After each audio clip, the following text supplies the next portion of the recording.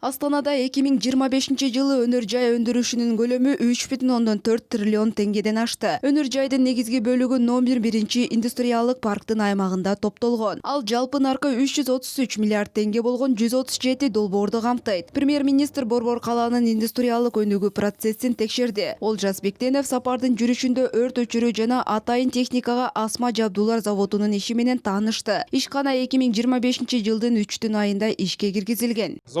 Заводдун өндүрүштүк кубаттуулугу жылына 400 бирдик атайын автоунаалар үчүн компоненттерди жасоого эсептелген. Ишмердүүлүк алкагында ишкана мамлекеттик мекемелерге жана коммерциялык уюмдарга адистештирилген. Жеткизүүдө жүзеге асырады. Өкмөт башчысы жаратылыш газы менен иштеген ЖЭП-3 иши менен да таанышты. Жылуулук электр борбору саатына 440 гкал жылуулук өндүрөт. Долбоордун экинчи этабынын алкагына саатына 500 мегаватт электр энергиясын өндүрүүчү буу газ орнотмосун куруу каралган. Жылуулук электр борбору өсүп келе жаткан шаардын энергия тартыштыгын толугу менен жабат жана ашыкча корун камсыздайт.